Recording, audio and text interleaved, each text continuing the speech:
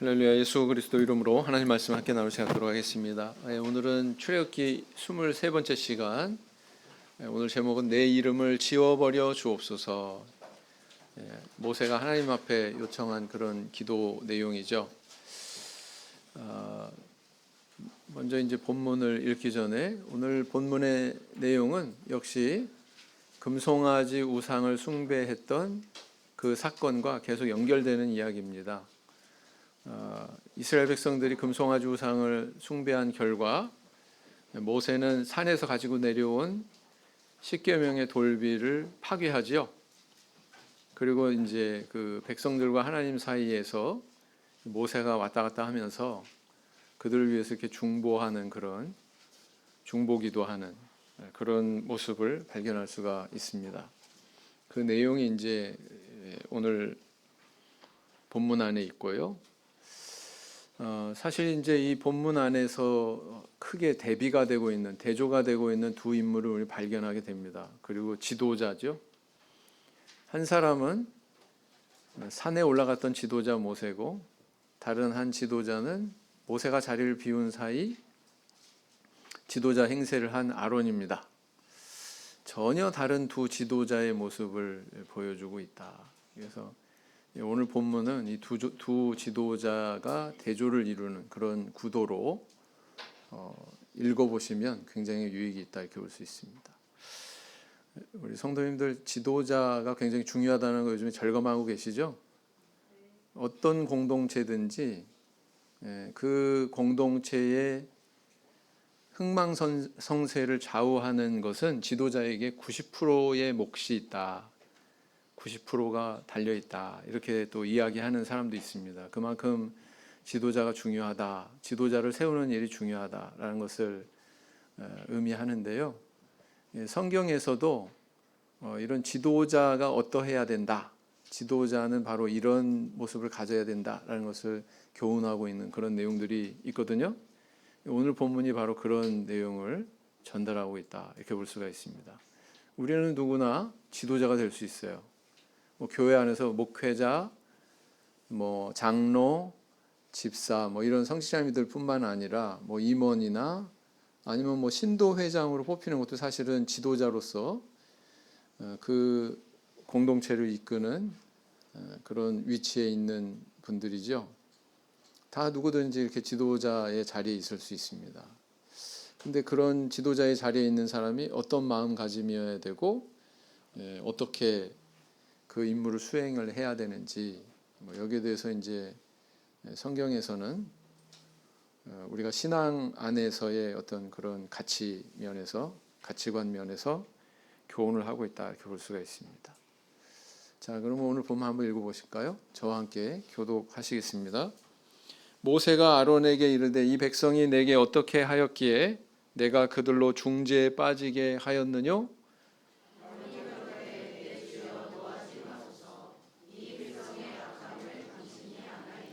그들이 내게 말하기를 우리를 위하여 우리를 인도할 신을 만들라. 이 모세 곧 우리를 애굽 땅에서 인도하여 낸 사람은 어찌 되었는지 알 수 없노라 하기에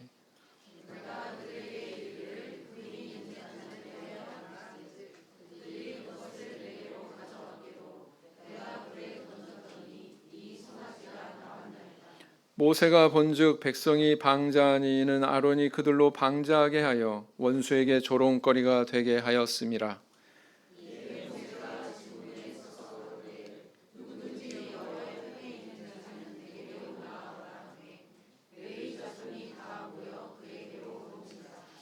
모세가 그들에게 이르되 이스라엘의 하나님 여호와께서 이같이 말씀하시기를 너희는 각각 허리에 칼을 차고 진 이문에서 저문까지 왕래하며 각 사람이 그 형제를 각 사람이 그 친구를 각 사람이 이웃을 도륙하라 하셨느니라.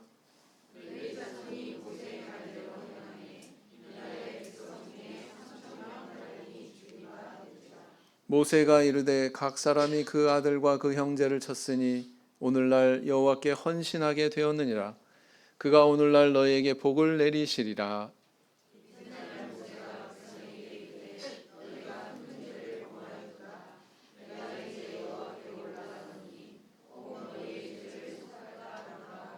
여호와께로 다시 나아와 여짜오되 슬프도소이다. 이 백성이 자기들을 위하여 금신을 만들어 싸우니 큰 죄를 범하였나이다.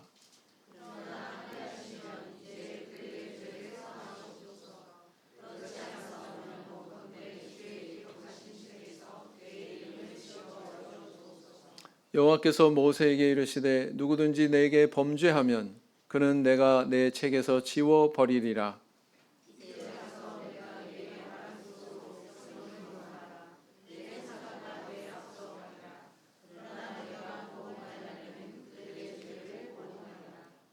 여호와께서 백성을 치시니 이는 그들이 아론에 만든 바 그 송아지를 만들었음이더라.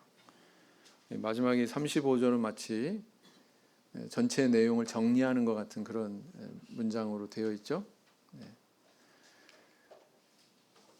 자, 본문 잘 읽으셨는지 한번 확인해 보겠습니다. 모세는 백성들이 우상 숭배하게 된 것에 대해서 누구에게 그 책임을 물었는가? 모세가 누구한테 지금 따지고 있어요? 형 아론한테. 그죠? 근데 여기 성경 본문에 이렇게 보면은 모세는 반말하고 아론은 존대하고 그렇게 번역이 되어 있죠. 우리 한글 성경으로 이렇게 번역하다 보니까 이렇게 기록이 되어 있습니다. 모세가 진문에 서서 여호와의 편에 있는 자는 내게 나오라고 했을 때 나온 자손은 어떤 자손이었는가? 26절에 보니까 어떤 족속이에요? 어떤 지파 자손이에요? 레위 자손들이 나왔다. 지금까지는 레위 자손이 그렇게 좋은 족적을 남기지 않았는데, 그죠? 창세기 보면 굉장히 좀 암울했는데 레위가 이때 굉장히 부각이 됩니다. 레위 자손이 모세의 말대로 칼을 들고 그 형제와 친구와 이웃을 친 결과 몇 사람이 죽었는가? 28절에 보니까 몇 사람이 죽었다고요? 3,000명. 3,000명이면 우리 참이수교 한국 총회 소속의 신도 전체 수다 이렇게 볼 수 있어요. 제적 수다 이렇게 볼 수가 있습니다. 엄청난 수죠? 자, 모세는 레위인의 사륙 후 이 사건을 여호와 앞에 무엇하게 되었느니라고 말했습니까?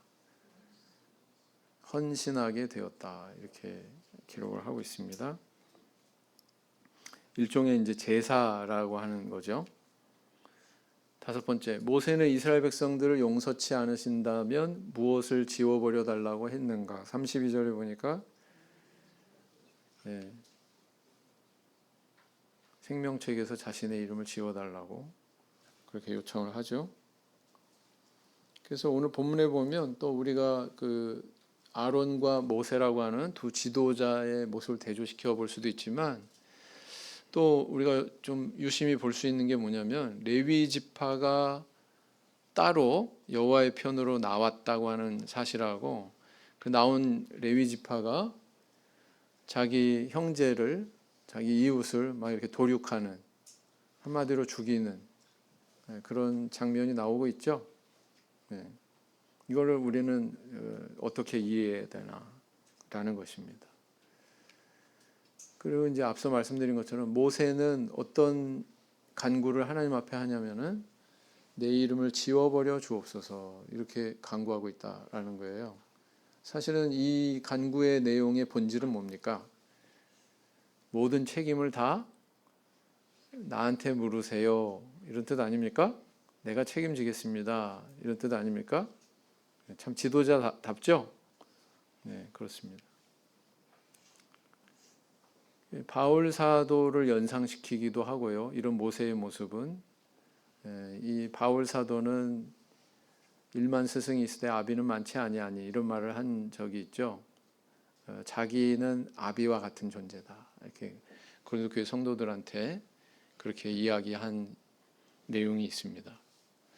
또 근본적으로는 사실은 모세고 바울이고 다 예수 그리스도의 모습을 투영하고 있다 이렇게 볼 수가 있습니다. 예수 그리스도께서는 십자가에 달리셨는데 그것은 모든 것을 다 내가 책임지겠다 하는 것을 몸소 실천하는 것으로 그렇게 보여주신 거죠. 증거하신 거죠. 세상에 이런 성현이 어디 있으세요? 인류를 구원하기 위해서 자기 몸을 내던져서 희생시켰다라고 하는 성현이 있습니까? 내가 책임질게 이런 성현이 있어요? 예수님밖에는 없어요. 왜 예수님을 믿어야 됩니까? 이런 분이니까. 공자가 그랬습니까? 뭐 석가가 그랬습니까? 뭐 소크라테스가 그랬습니까? 아니면 마호메트가 그랬습니까? 없거든요. 누구밖에는 없다? 예수밖에는 없다. 그러니까 우리가 오직 예수만 믿어야 된다는 거예요. 그렇죠? 네. 자, 모세의 질문에 대한 아론의 대답을 통해 알 수 있는 아론의 지도자적 소양에 대해서 이야기해 보자. 아론이 어떻게 나왔습니까? 우상 숭배에 대한 책임을 백성들한테 돌리고 있습니다. 그죠? 책임 전가하고 있어요. 백성들이 나를 쫄라서 난 어쩔 수 없었다. 백성들이 나한테 압력을 넣어서 난 어쩔 수 없었다. 뭐 이런 투로 지금 이야기하고 있잖아요. 사실 이것은 에덴 동산으로 거슬러 올라가 봐야 되는 그런 모습이죠. 아담과 하와도 범죄했을 때 그들이 나타낸 태도가 뭐였어요? 그 범죄에 대해서 하나님 앞에 직고하고 막 회개하고 자백하고 후회하고 그랬습니까? 안 그랬어요. 하나님이 나한테 주신 저 여자가 먹게 해서 내가 먹었습니다. 누구한테 책임 전가하는 거예요? 1차적으로 하나님께 하고 2차적으로는 또 하와한테 책임 전가하고. 맞죠? 그 다음에 또 하와는 또 누구한테 책임 전가해요? 뱀이 꾀었습니다. 이렇게 얘기하잖아요. 그래서 범죄한 인간이 나타내는 아주 그 원시적인 그런 모습이 바로 책임 전가의 모습이다. 근데 아론 안에서도 그런 모습이 있다. 아론한테서도 그 모습이 발견되고 있다라는 것입니다. 그 다음에 금송아지를 만든 과정을 왜곡하고 있습니다. 백성들한테 금을 가지고 오라고 해서 불에다가 던졌더니 송아지가 나왔습니다. 저절로 나왔어요? 저절로 나왔습니까? 4절인가에 보면은 각도로 새겼다고 그랬어요. 각도로. 누가 그렇게 주도해가지고 만들었어요? 아론이 만들었잖아요. 그런데 뭐라고 얘기하고 있어요? 금을 던졌더니 불에서 나왔다고? 이렇게 얘기하고 있어요. 그래서 분명히 여기서 그 나타내는 태도는 나는 책임이 없다. 나는 책임을 면하겠다. 이런 태도를 분명히 나타내고 있습니다. 그러나 책임을 피할 수가 없죠. 우유부단함. 왜요? 하나님의 뜻이 뭔가 이거 주목하기보다 백성들의 뜻에 떠밀려 가지고 이렇게 나아갔다. 굉장히 무책임하다. 이런 지도자는 어떻게 되냐면 공동체를 병들게 한다라는 거예요.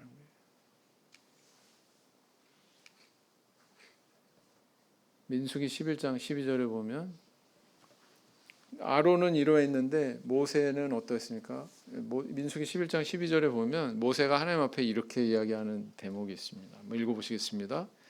이 모든 백성을 내가 잉태하였나이까? 내가 어찌 그들을 생산하였기에 주께서 나더러 양육하는 아비가 젖 먹는 아이를 품듯 그들을 품에 품고 주께서 그들의 열조에게 맹세하신 땅으로 가라 하시나이까?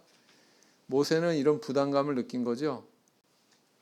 마치 내가 자녀를 양육하는 것 같은 아버지 같은 그런 존재가 되어야 된다는 것에 대해서 부담을 느꼈다라는 걸 알 수가 있습니다. 그것을 내가 짊어지겠다는 거예요? 아니면 나 부담스러워요? 못하겠습니까? 못하겠습니다. 이렇게 얘기하는 겁니까? 못하겠습니다. 이렇게 얘기하는 거죠. 그랬던 모세가 지금 오늘 본문에서는 뭐라고 얘기해요? 읽어보겠습니다. 시작. 그러나 합의하시면 이제 그들의 죄를 사하시옵소서. 그렇지 않사오면 원컨대 주의 기록하신 책에서 내 이름을 지워버려 주옵소서. 그랬어요. 주의 기록하신 책에서 내 이름을 지워버려 달라. 이 책이 뭘까요? 네. 이 모세는요, 또 누구를 위해서도 구했냐면 신명기 9장 20절에 보면 아론을 위해서도 구했다는 것을 알 수가 있습니다. 여러분 좀 이상하지 않습니까? 이런 범죄를 주도했던 아론이 무사해요. 그죠? 이상하지 않습니까? 근데 그 아론을 위해서 모세가 또 이렇게 내가 기도했다고 하는 내용이 신명기 9장 20절에 나와 있습니다. 읽어보시겠습니다. 여호와께서 또 아론에게 진노하사 그를 멸하려 하셨으므로 내가 그때에도 아론을 위하여 기도하고, 그래서 이 그때는 바로 오늘 본문의 이때를 얘기하는 거예요. 자, 이걸로 봐서 우리 하나님의 품에는 생명책이라고 하는 것이 있다라는 것을 알 수가 있습니다. 오늘 본문에는 여호와의 기록하신 책 이렇게 나오는데, 신약에 가서 보면 이렇게 생명책이라고 이렇게 뚜렷하게 이제 명칭이 나오고 있죠. 빌립보서 4장 3절 한번 읽어보시겠습니다. 또 참으로 나와 멍에를 같이 앉아 내게 구하노니 복음에 나와 함께 힘쓰던 저 부녀들을 돕고 또한 클레멘드와 그 위에 나의 동역자들을 도우라. 그 이름들이 생명책에 있느니라. 사도교회 빌립보 교회 그 성도들이 이 바울 사도에게 이렇게 선을 베풀고 그 선교 자금을 대주기도 하고 또 간병인을 보내주기도 하고 막 그랬죠. 근데 또 어떤 사람들이 있어요? 여러 이제 클레멘드와 그 위에 나의 동역자들을 도우라. 여러 동역자들이 있었다는 거죠. 근데 그 동역자들의 이름이 어디에 있다고요? 생명책에 있다. 이렇게 확신하는 발언을 하고 있습니다. 계시록 3장 5절 아시아 7교회에 대해서 말씀하신 내용 중에 이렇게 있죠. 마지막에 가서 3장 5절 이기는 자는 이와 같이 흰옷을 입을 것이요 내가 그 이름을 생명책에서 반드시 흐리지 아니하고 그 이름을 내 아버지 앞과 그 천사들 앞에서 시인하리라 그랬습니다. 그래서 이렇게 성도인 사람은, 성도의 신분을 가진 사람은 그 이름이 어디에 있어요? 생명책에 있어요. 어떤 이름이 써 있을까요? 어떤 이름이 써 있을까요? 내 영어 이름이 써 있을까요? 자기 본명이 써 있겠죠. 계시록 20장 15절에 또 이런 말씀이 있습니다. 읽으시겠습니다. 누구든지 생명책에 기록되지 못한 자는 불못에 던지우더라 그랬어요. 아, 이 생명책이 중요한 거구나.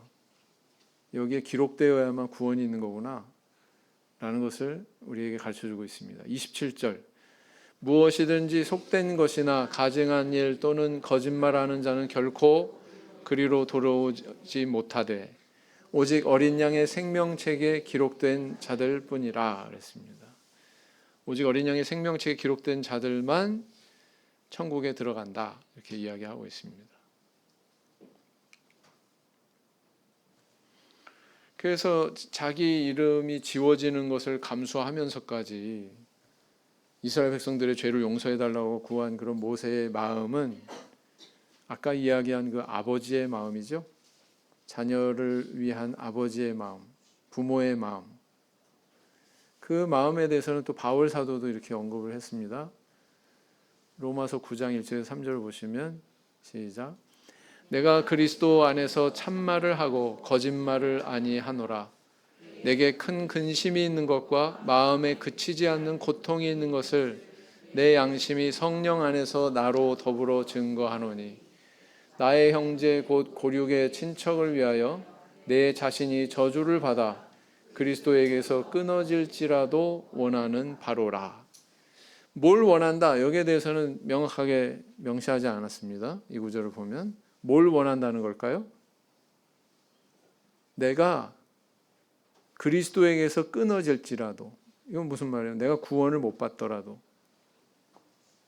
모세의 입장에서 표현해 보자면 하나님의 생명책에서 내 이름이 지워질지라도 내가 원하는 바다. 뭘 원한다는 거예요? 동족의 구원, 내 친척, 내 가족의 구원을 원한다. 이렇게 얘기하는 거예요. 바울 사도가 얼마나 기가 막힌 입장에 있었을까요? 어느 날 다메섹으로 가는 길에 거기서 예수님을 체험하고, 그죠? 예수님이 비춰주시는 빛을 보고 예수님의 음성을 듣고는 완전히 180도 바뀝니다. 예수 믿는 사람을 핍박하는 자에서 예수를 위해서 핍박받는 자로, 그렇죠? 유대 교도에서 기독교도로 180도 바뀝니다. 그러고 나서 이제 신앙이 개종이 됐는데, 그러고 보니까 뭐가 보이는 거예요? 너무나도 기가 막힌 거예요. 야, 어떻게 저 유대인들이 다 하나님의 구원에서 이렇게 멀어졌지? 내 가족, 내 친척, 내 동족, 어떻게 이렇게 구원에서 멀어졌지? 너무나도 기가 막힌 거죠. 그러니까 그 동족에 대한 그런 애타는 심정을 지금 이렇게 얘기하고 있는 거예요. 이런 애타는 심정이 있기 때문에 사도행전에 보면 그가 죽음을 무릅쓰고 예루살렘에 올라가지 않습니까? 예루살렘에 올라가면 뭐예요? 죽거나 결박되거나. 그런데도 그걸 알면서 올라가요. 동족을 향해서 그리스도를 증거하기 위해서. 목적은 그거 하나였다라는 것입니다. 그래서요, 외부에서 이렇게 개종해가지고 우리 교회에 들어온 사람은요, 이런 마음이 있어요. 이런 마음이 있습니다. 자, 두 번째, 우상숭배에 가담하지 않은 레위 자손이 그 형제, 친구, 이웃을 도륙한 사건에서 알 수 있는 사실들을 이야기해보자. 이 사건이 다 끝난 다음에 뭐라고 얘기하냐면 헌신하게 되었느니라 이렇게 표현하고 있단 말이에요. 그래서 이건 어떤 성격의 일이냐? 이 범죄한 자들, 금송아지 우상을 숭배했던 이 자들을 다 도륙하는, 다 죽이는 이 행위는 징계다 이렇게 볼 수가 있죠. 징계다 이렇게 볼 수도 있고, 그리고 또 이것은 일종의 제사로 간주되고 있다 이렇게 볼 수가 있습니다. 자, 이렇게 보면 이스라엘 백성들이 다 이렇게 우상 숭배에 빠졌을지라도 레위 자손들은 경성했던 것 같아요.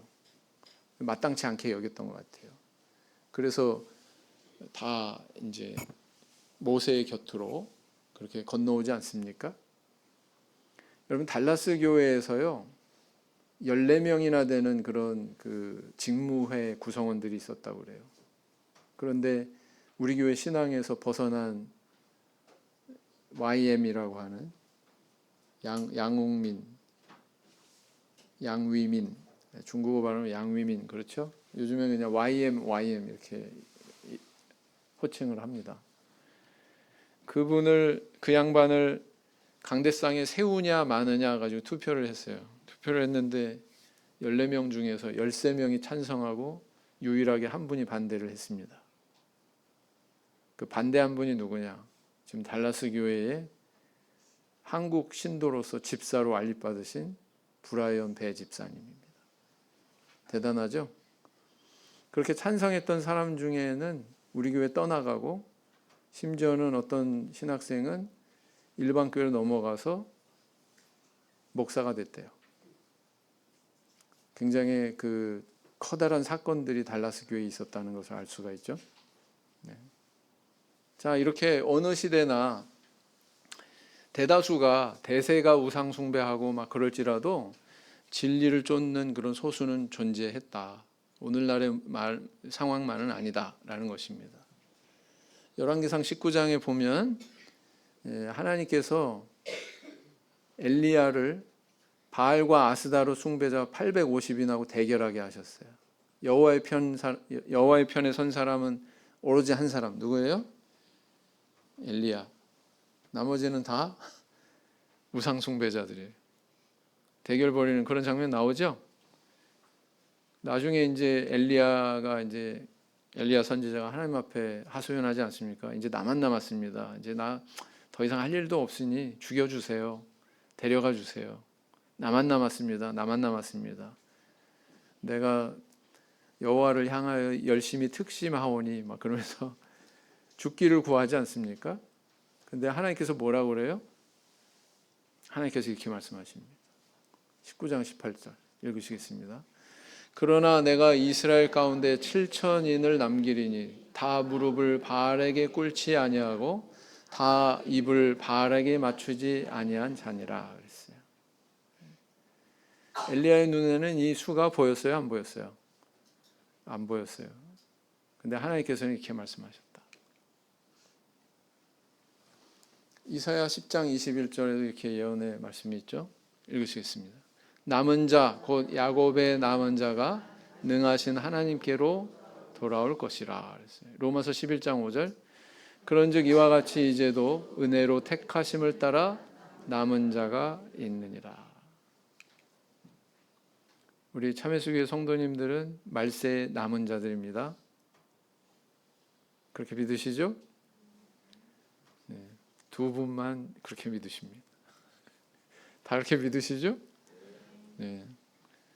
레위 자손의 행동으로 인해 그에 대한 과거 야곱의 저주는 어떻게 변화되었는지 이야기해보자. 아까 서두에 제가 레위 족속이 여태까지 좋은 족적을 남기지 못했다 그렇게 말씀드렸잖아요. 그도 그럴 것이 야곱의 시대에 세겜 땅에 정착했었습니다. 거기서 막 돈 주고 땅 사고 이제 밭을 사가지고 거기서 정착하려고 그랬는데 더 이상 거기에 정착할 수 없는 사건이 벌어지죠. 하몰의 아들 세겜이 야곱의 딸 디나를 데려다가 겁간합니다. 그로 인해서 분노한 두 아들이 있죠. 시몬과 레위가 가가지고 전부 다 칼로 다 멸절시켜 버립니다. 세겜 족속을. 그래서 이제 더 이상 야곱 족속이 그 땅에 머물지 못하고 부득이 그 땅을 떠나야만 됐던 그런 사건이 일어나죠. 여기에 대해서 아버지 야곱은 굉장히 유감스럽게 생각합니다. 그리고 나중에 창세기 49장에서 12아들을 다 때로는 축복하고 때로는 저주하는데 저주에 가까운 말을 하지요. 유언을 할 때. 네. 그때 이 시몬과 레위는 그렇게 좋은 말을 듣지 않았어요. 아버지로부터. 축복이 아니라 거의 저주에 가까운 말을 듣습니다. 그렇지만 레위는 이때의 그 저주의 말대로 온 지파에 다 흩어져서 살게 되지만 제사장의 직분을 받고 각 지파의 신앙을 지키는 그런 역할을 하는 제사장 지파로서의 그런 세움을 받는 그런 지위를 누리게 되죠. 그게 언제 딱 자리매김하게 되냐면 오늘 이 사건을 통해서다라는 겁니다. 오늘의 이 사건을 통해서. 금송아지 우상 아마 다 모든 지파가 다 글로 휩쓸렸던 것 같아요. 근데 여호와의 편에 있는 자는 이리로 건너와라. 그랬을 때 레위 지파가 스스럼 없이 이렇게 온 걸 보면 레위 지파는 정결했다. 레위 지파는 거의 물들지 않았다라는 걸 알 수가 있죠. 그리고 이제 칼을 들고 여호와의 명령대로 헌신하게 되는 그런 일을 시행을 합니다. 창세기 34장 30절 읽어보시겠습니다. 야곱이 시몬과 레위에게 이르되 너희가 내게 화를 끼쳐 나로 이 땅 사람 곧 가나안 족속과 브리스 족속에게 냄새를 내게 하였도다. 나는 수가 적은즉 그들이 모여 나를 치고 나를 죽이리니 그리하면 나와 내 집이 멸망하리라. 시몬과 레위가 막 칼로 다 세겜 족속을 죽이니까 어떤 영향이 끼쳐지겠어요? 저놈들이 굉장히 위험한 놈들인데 가만두면 안 되겠다. 우리가 뭉쳐가지고 저놈들을 손 좀 봐줘야 되겠다. 이런 상황이 벌어진다는 거죠. 지금 야곱이 염려하는 것은 바로 그겁니다. 그런 일을 했기 때문에 창세기 49장 7절에서 이런 저주에 가까운 이야기를 듣죠. 읽어보시겠습니다. 그 노염이 혹독하니 저주를 받을 것이요 분기가 맹렬하니 저주를 받을 것이라. 내가 그들을 야곱 중에서 나누며 이스라엘 중에서 흩으리로다. 이렇게 예언이 주어졌단 말이에요. 그래서 레위가 이렇게 저주를 받았다면 끝까지 그 저주가 꼬리표가 돼서 따라올 것 같은데 반전의 기회가 있었죠. 그게 바로 오늘 본문에 나오는 거죠.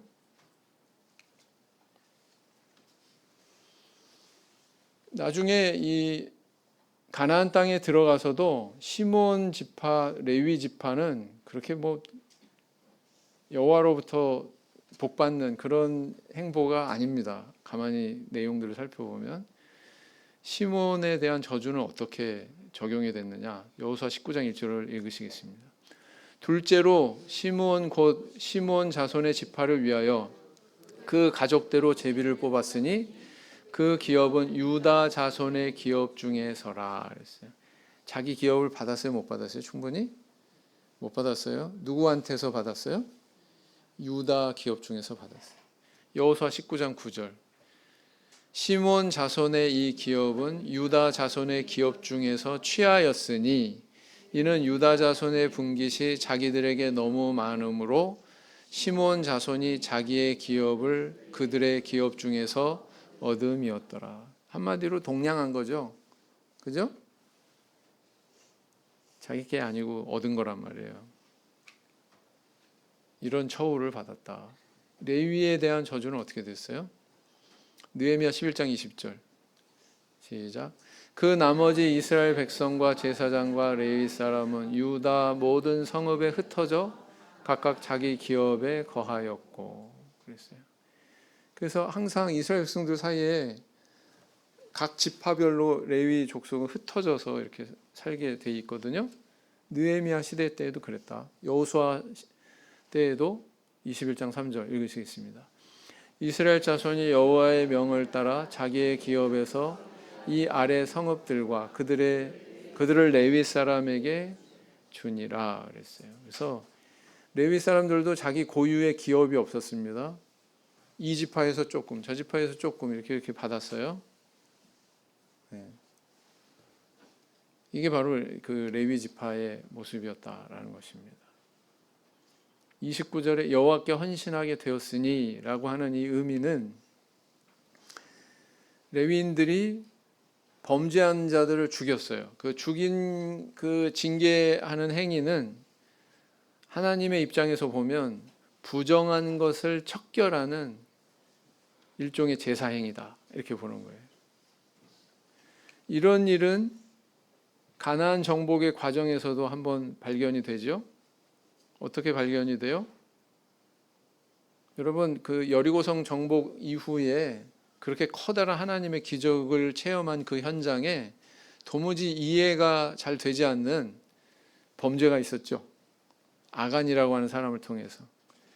여리고성에 있는 건 전부 다 여호와께 바침받은 것이니까 그것은 취하지 마라 그랬는데 그 가운데 물품을, 전리품을 자기 개인 사적으로 취한 인물이 있었으니 그 인물이 바로 누구였냐면은 아간이었다라는 것입니다. 그 아간이 그걸 취하는 바람에 어떻게 됐어요?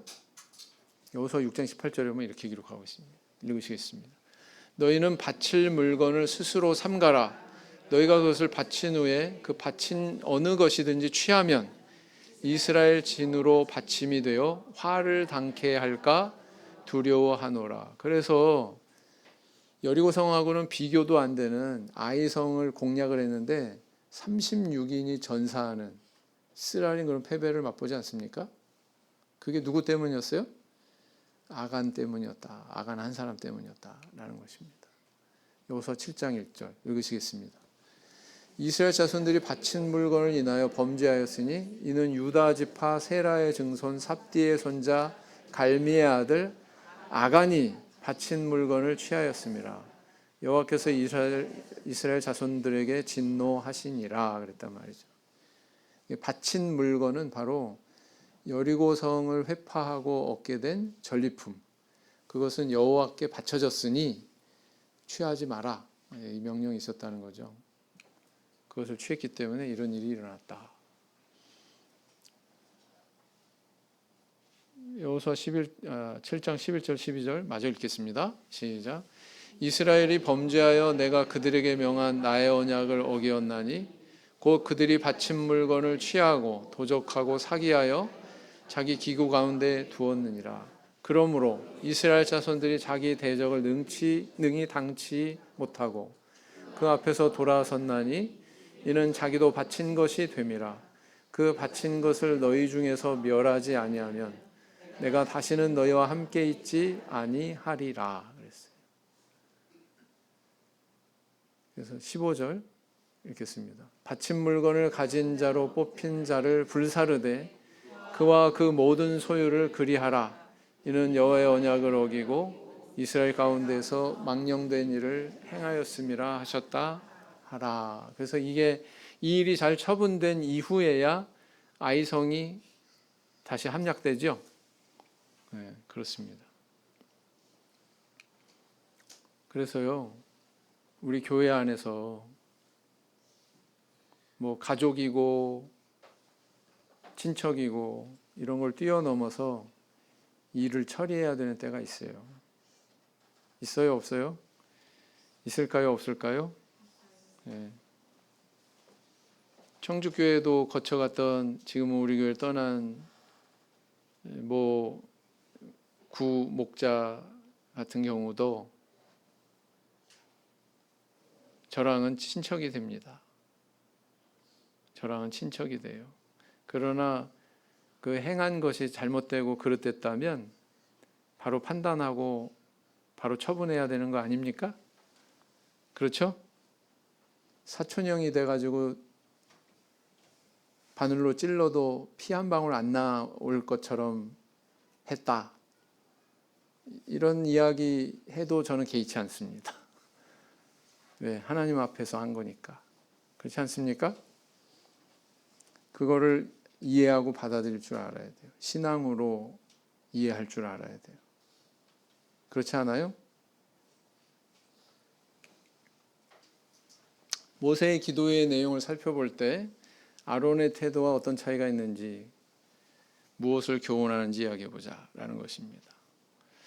아론은 아까 말씀드린 것처럼 사실을 왜곡했어요. 그리고 자기 책임을 전가했습니다. 그런 지도자였어요. 그러나 모세는 어떻습니까? 자기 구원을 담보로 이 백성들 용서해 주세요. 이렇게 자기가 온전히 책임을 지려고 하는 지도자의 모습을 보여주고 있죠.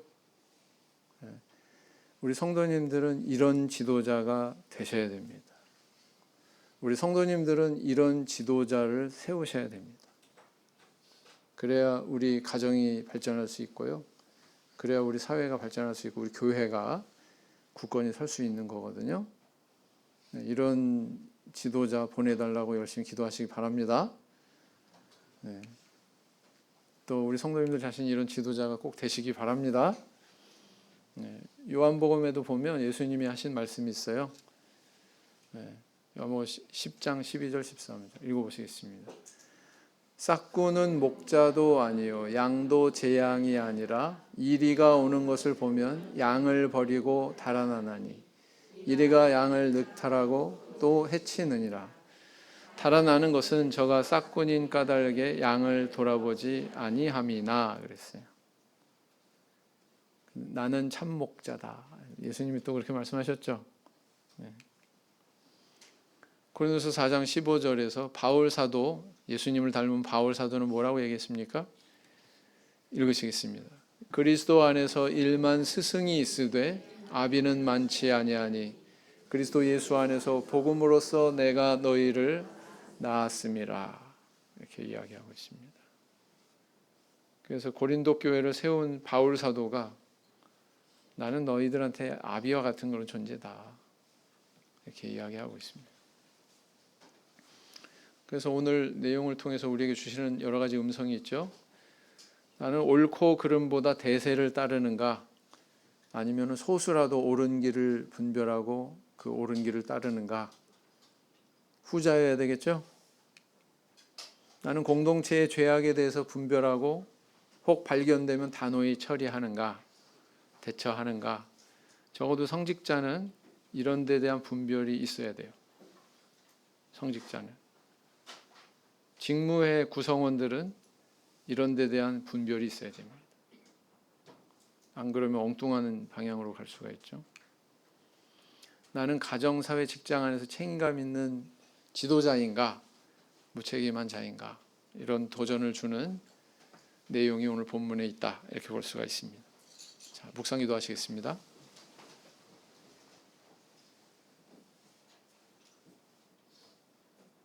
아멘.